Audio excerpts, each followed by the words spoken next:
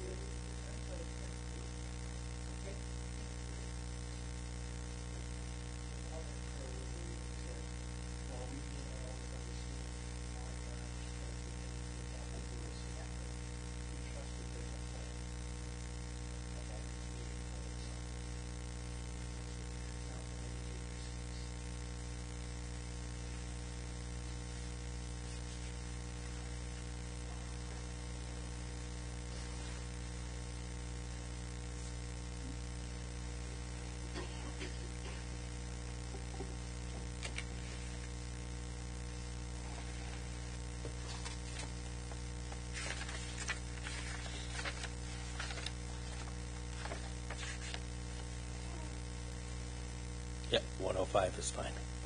Jewish time. We begin today's service with Psalm number 1. I'll say it in Hebrew, and if you don't understand anything, you'll Google it later.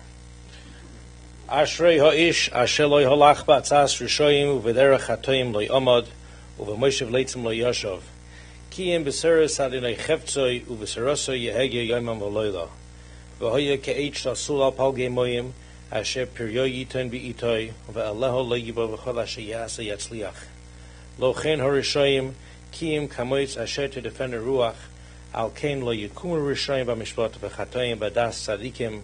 Everybody understood? Okay. Psalm 15.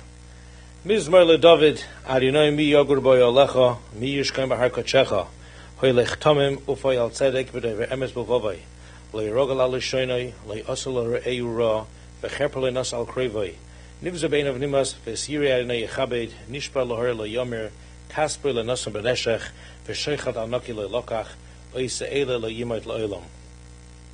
won't play that on you again. I'll explain what I just said. A song of David. Lord, who may sojourn in your tent? Who may dwell on your holy mountains? One who walks in purity, does what is righteous, and speaks the truth from his heart.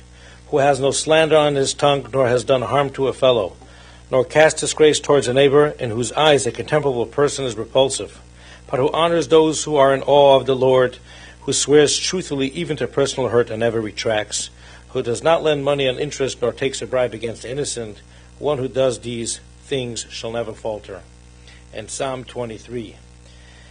Mizmor leDavid, Adonai ro'i lo yachsor, b'nozdeshe yarbi tzeni almei menuchos yinahaleni, nafshi yeshovev yancheni b'magli tzedek laman shemoi, gam ki elech b'geitz hamoves lo iroro, ki ato imodi.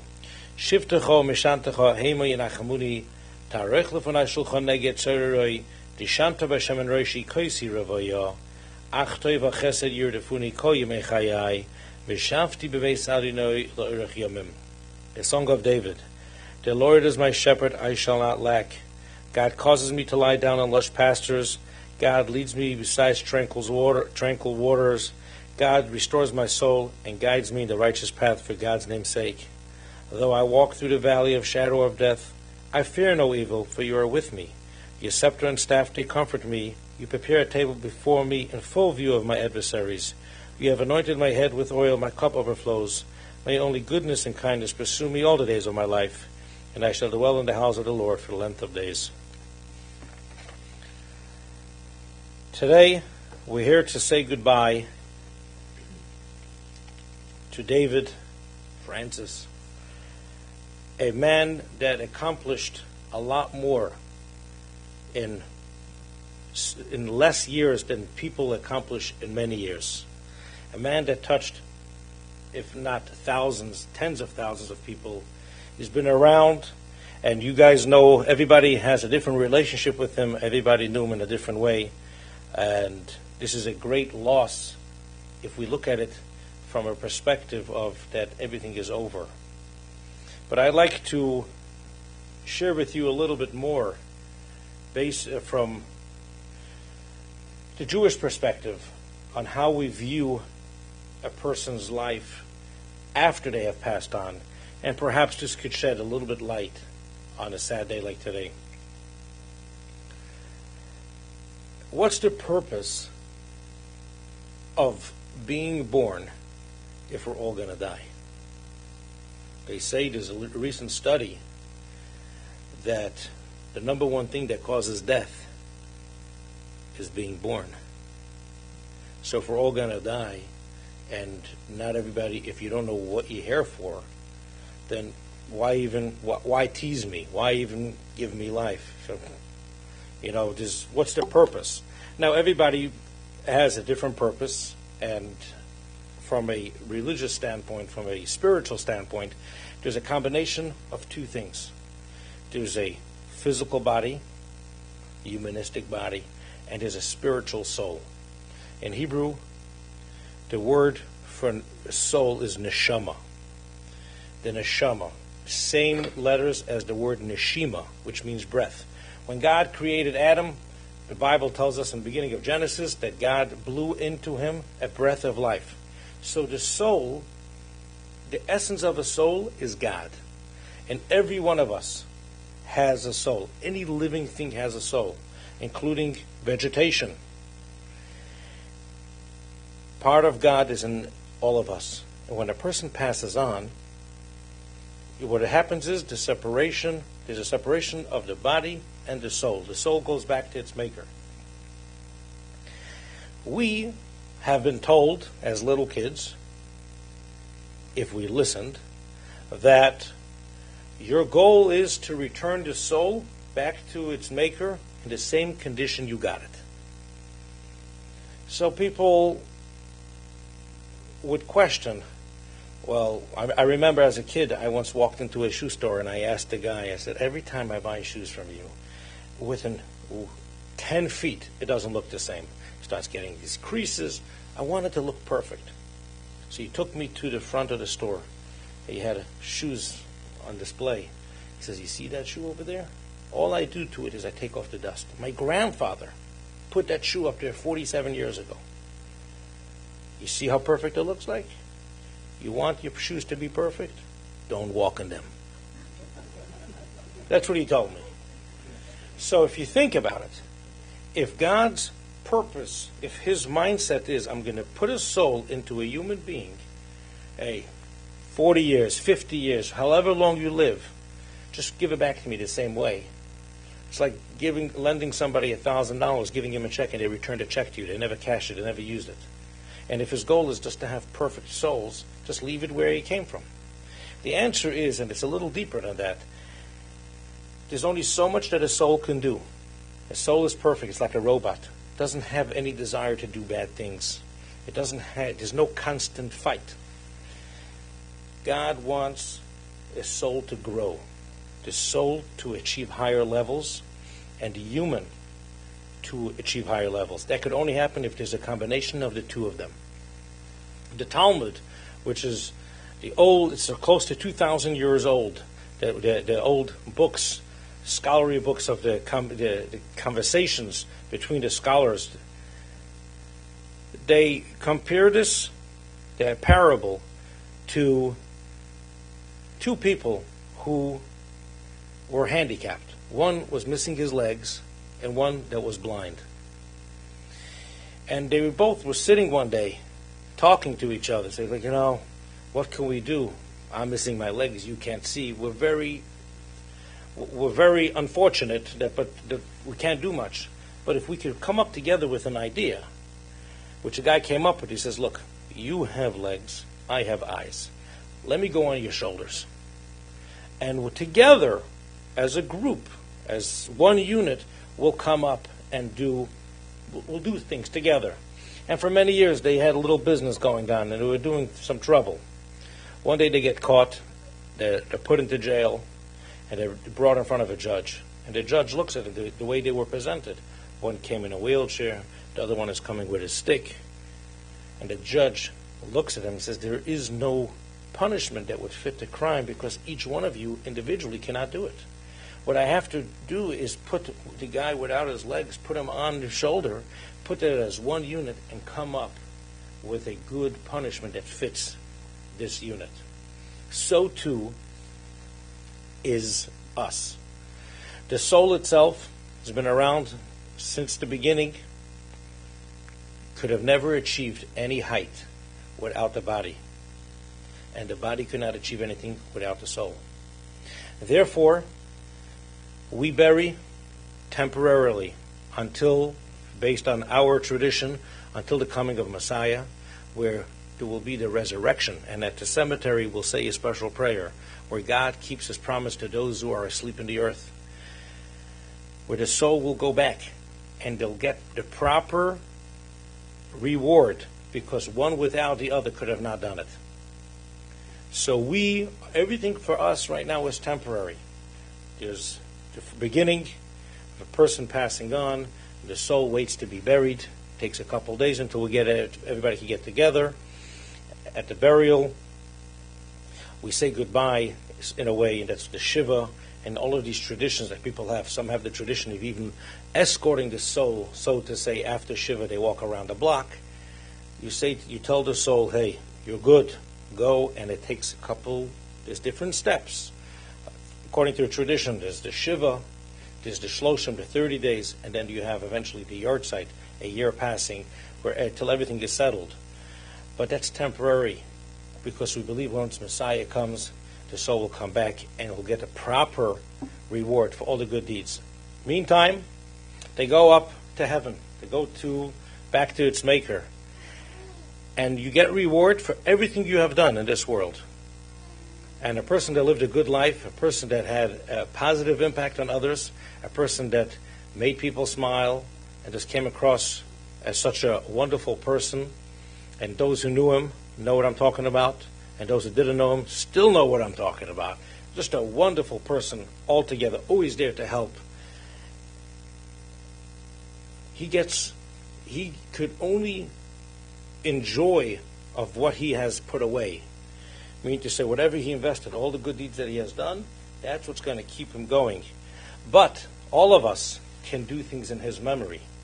As the Talmud refers to people who passed away, who leave over loved ones, say that their feet, it refers to children, but it doesn't have to be children. It's anyone who has learned from you. Your students or people who are close to you are your feet. Meaning to say, you're no longer walking, but others are walking for you. So every time we do something positive, especially if these are the things that he taught you, or you do things in his memory, it elevates the soul. It brings it higher and higher. So on a day of his passing, a year after his passing, which would be a sad day if you look at it, I can't believe it's been a year since he passed on. But if you don't look at it that way, if you look at it that every year, it's interesting, if you ever go to a synagogue on a Yartzeit, which is the anniversary of somebody's passing, it's being performed a little different than you would expect. You walk in with a bottle of bourbon at 7 a.m. because services are in the morning. You come with a bottle of bourbon. They do have scotch for those who can't handle it. And you walk in, and some pastries. If you were smart, you bought it a day early, so you got half price. And you walk in, and after services, people make a l'chaim. They drink the shot and say l'chaim to life. May the neshama have an aliyah. May the soul have an elevation. You've seen that. What does it mean the soul have an elevation? The judge on the day of passing on the Yartzeit is like a judgment day, like your own personal Rosh Hashanah, where they look to see how much have you grown since last year. That growth has nothing to do with his own personal growth. It has to do with all of us, what we have done in his memory. And it could be something small, like donating $1,000. Or it could be something big, like not canceling the check. No, but it could be something small, like putting a smile on somebody's face, holding yourself back from cutting somebody off, not letting your cart run into somebody's car and not looking. Today use cameras, be careful. But, there's so many things that in your day, you don't have to go out of your way, really. All of us try to live our life in a positive way. We want to be mindful of other people. We want to be kind to other people. You see somebody drop something, you tell them something. Throughout the day, if you would focus on how good of a person you are, how much you're doing to benefit others, and if you have him in mind. I'm doing it for David. Because I know David was that kind of guy.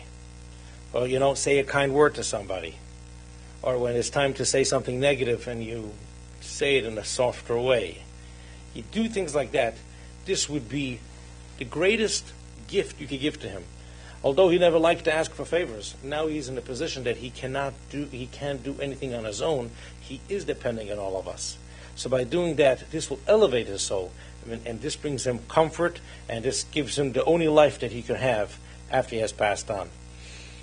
By doing that, you'll have a closer relationship with him. You'll have a daily interaction with him. And all of you have had a great relationship with him. And you'll continue that, and it's not going to be something that you would think like he's gone and there's nothing I could do about it.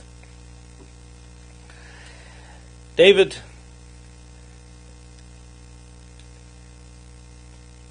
he has lost his father already, but he's with us. But his mother is with us, and his sister is with us, and he leaves over a wonderful legacy. But looking around the room, you see his wife, his brother-in-law, brother-in-laws, sister-in-laws, nephew, niece, great-nephews, no nieces. Don't make that mistake. I won't be the first one, but don't make that mistake. He had a heart of gold and cared for everybody, especially when it came to animals, where he was very involved in trying to rescue animals. All of his animals that he had were rescued. We have Tara that sleeping, so don't wake her up. But I'm glad she's not stealing the show.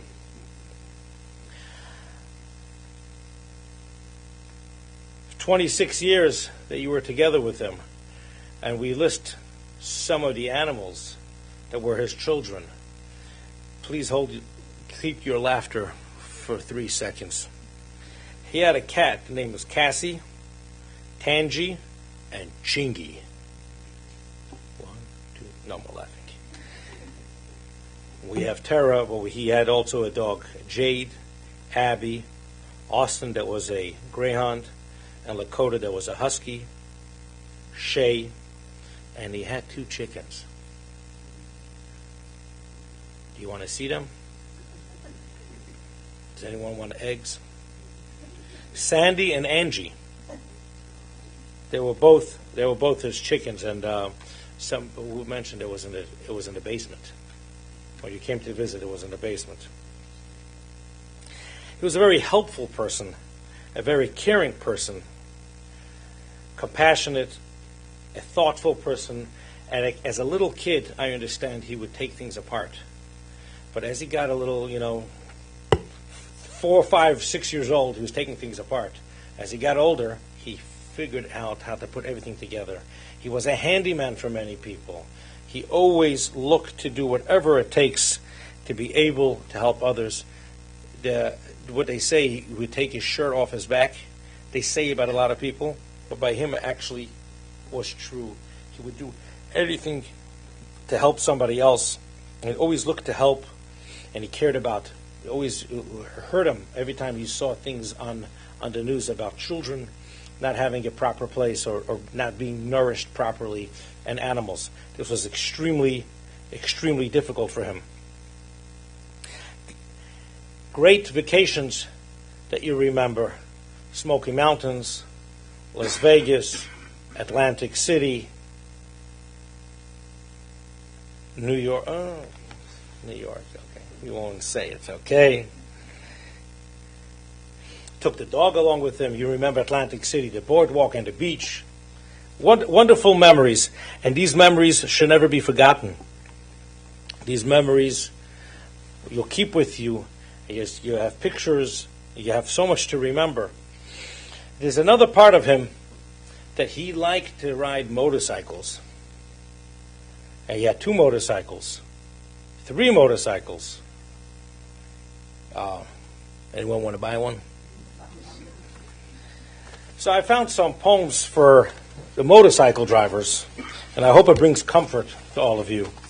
The most important part about motorcycles is you have to remember, 4 wheels move the body, 2 wheels move the soul.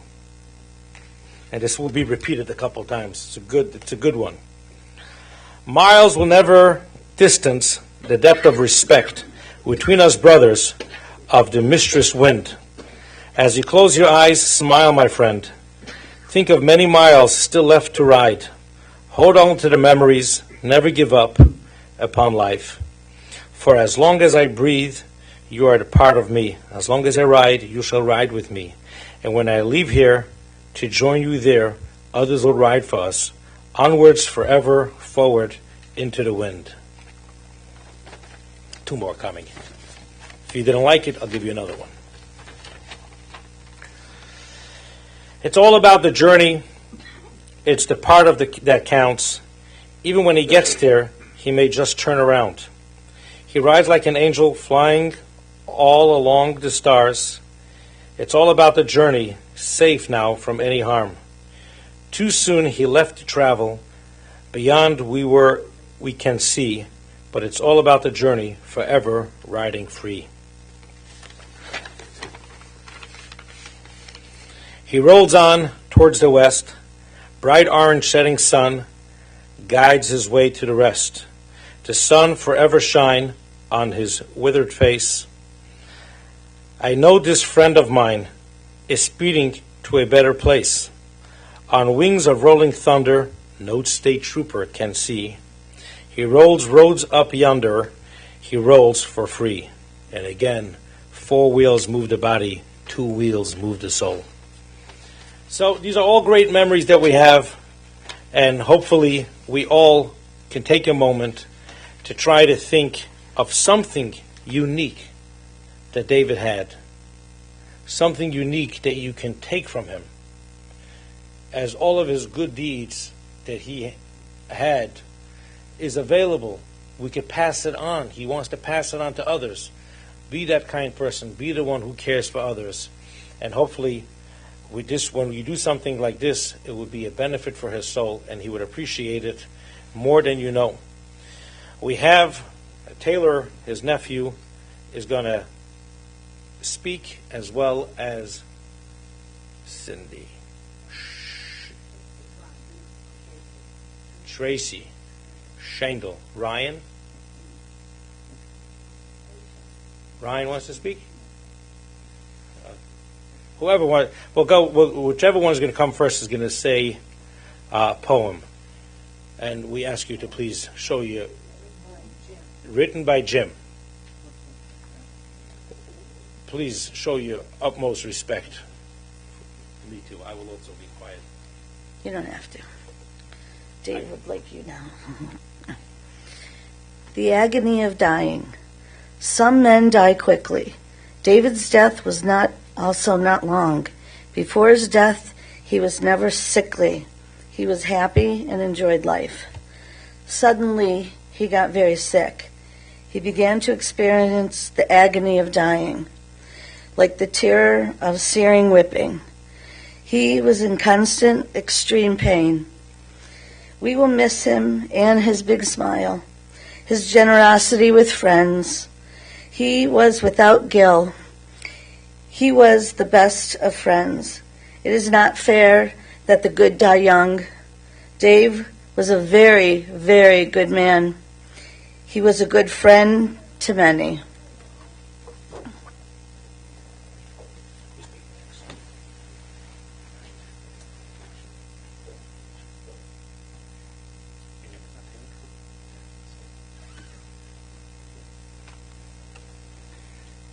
Good afternoon, everyone. Thank you for being here today to celebrate and honor the life of David, a man whose passion, love, and presence touched all of us in ways that are hard to put into words.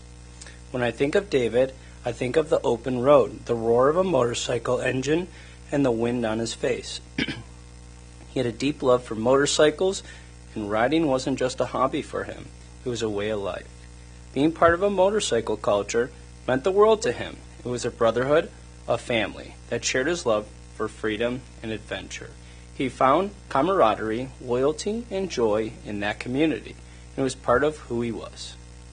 David also had a passion for live music, being no stranger to various genres of music, including hard rock, blues, and classical.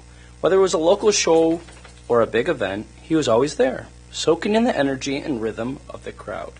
Music was where David found joy and connection, and it's something many of us shared with him. But beyond all of that, David was a husband, an uncle, a brother, and a sister. He loved his family fiercely. As a husband, he was devoted, loving, supportive, courageous, and his partnership was one of love and strength. As an uncle, brother, and son, he was always there, making sure the people he cared about felt supported and loved. He had a heart that extended to everyone who knew him, and his family was his pride and joy. The one memory that I had with my uncle was when I told him that one day I want to own a motorcycle, and he did as much as he could to prepare me for when that day happens. Let's first get you signed up for some lessons, and then you could think about going for a test. I'm not going to let you get any kind of motorcycle. It has to be a Harley-Davidson motorcycle. Not one of them small bikes. It has to be a big bike. Make sure that you have pants on when you ride. Have boots double tied, wear your helmet, gloves, and always breezy and sunny out, so make sure you don't forget a jacket, and sunglasses. It's like 10 to 15 degrees colder when you're on the ride. This is something that I'll never forget about my uncle. I will always cherish that time that we spent together. David lived life on his own terms, and something that we will always admire about him, his zest for life, his love for adventure, and his devotion to family are all part of this legacy. Today, as we remember him, let us hold on to those memories, knowing that David's spirit lives on in the roads he traveled, the music he loved, and the hearts he touched. Thank you, David, for all that you gave us, and you will always ride with us in spirit.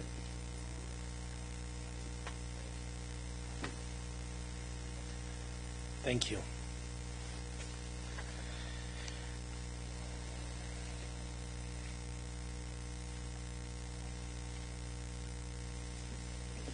Right, traditionally, we ask forgiveness, being that he's going up there, and we want him to have a clean slate, and we don't want anything to hold him back. So it is difficult because people are sensitive, and people sometimes, if you did not look at them, or you looked at them and you turned your head too fast, or they think that you looked at them the wrong way, or they have already decided why you don't like them.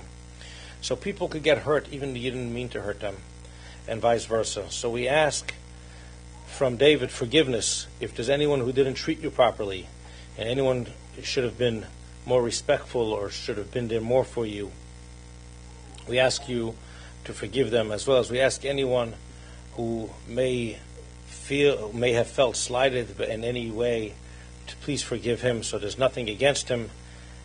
And we like to send him off in a way that he goes straight to the Garden of Eden. And we will conclude the service with the memorial prayer. If anyone over here feels comfortable to stand during the service, I would ask you to, during the prayer, I would ask you to please stand. No obligation. Wow, what a crowd. Should have asked for more. If you don't mind standing on one, no. El molei rachamim shoichem bamroimim hamtzei menucha nechoino al kanfei ashchino b'malois kedoshim utorim kizoya orakim azirim es nishmas David ben Avram sholach li olamoi בעבור שאנחנו מתפללים בעד הזכרת נשמתו בגן עדן תהא מנוחתו לכן בעל רחמים יסתירהו בששי כנפיו לעולמים ויצור בצורכם נשמתו ידינו נחלתו וינוח בשלום על משכבו ונאמר אמן. God, full of compassion, who dwells on high, grant proper repose under sheltering wings of your presence, and the lofty levels of the holy and pure who shine like the brightness of the firmament, unto the soul of David Francis, the son of Francis David and Rose J., who has gone to his world, and for whose memory we pray. May his repose be in paradise. May the Master of compassion bring him under the cover of God's wings, and bind his soul in the bond of life. May the Lord be his heritage. May he repose on his resting place in peace.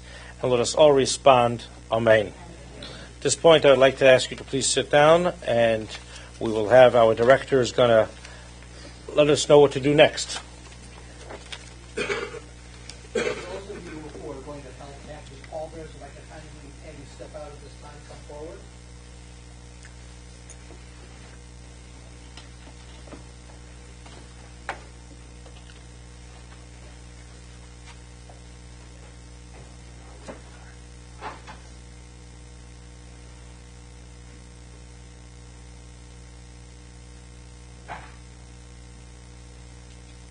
Those of you who are going to act as pallbearers, I'm going to have you step up the aisle with Mr. Gould. We're going to bring this basket to you.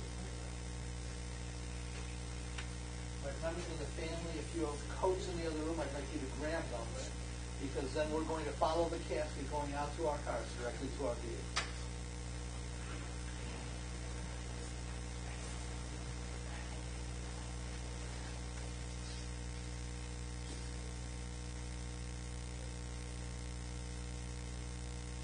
Everyone else would rise, please, and remain in place.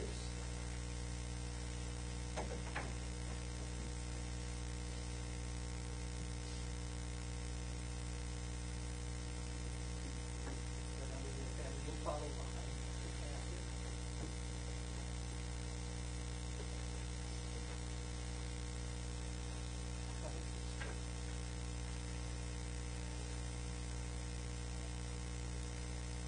Friends, those of you going with us to the cemetery, I remind you, you must manually turn on your headlights. It's daytime and your automatic headlights will not come on. And if you are not going with the cemetery, your cars are most likely on the other side of the building, and you can exit through the front of the chapel to it and go out through the lobby to get to the other side of the building. Thank you.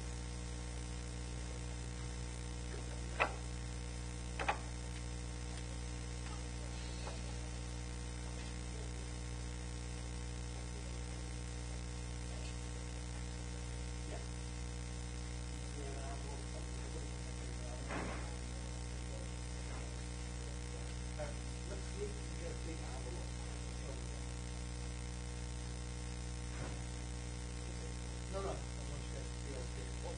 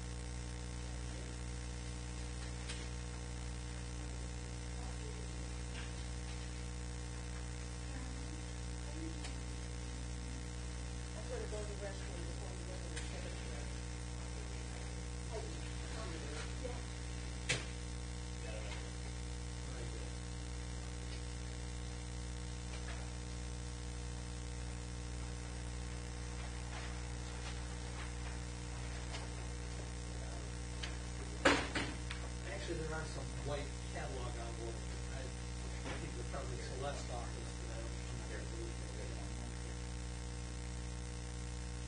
All right, show them in there. We'll be back to the table.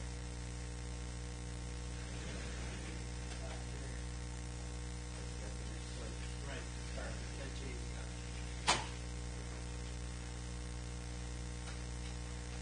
My part.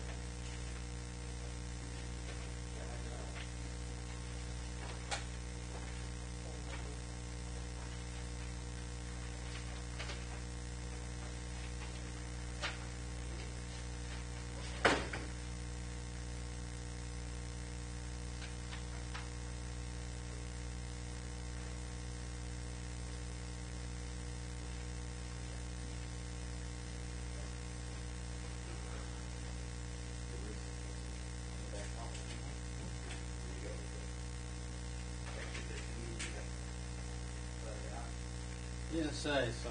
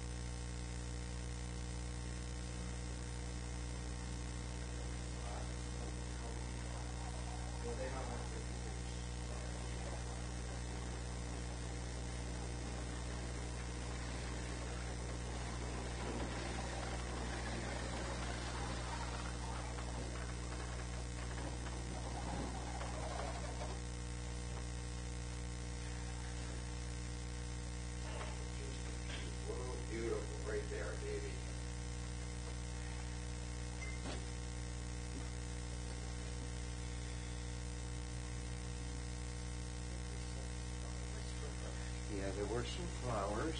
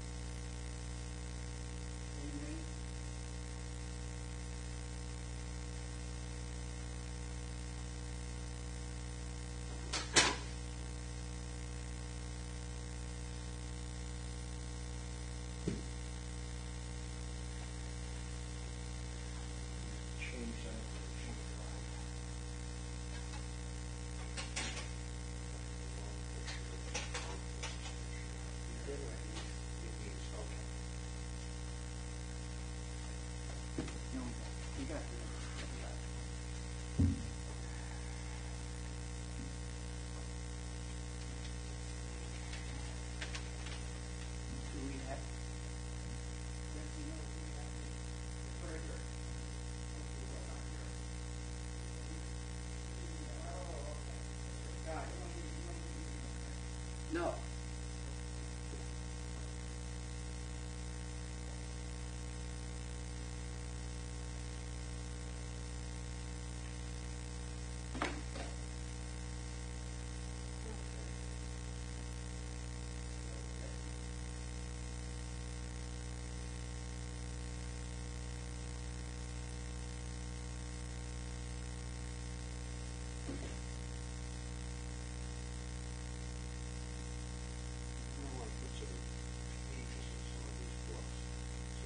here besides you and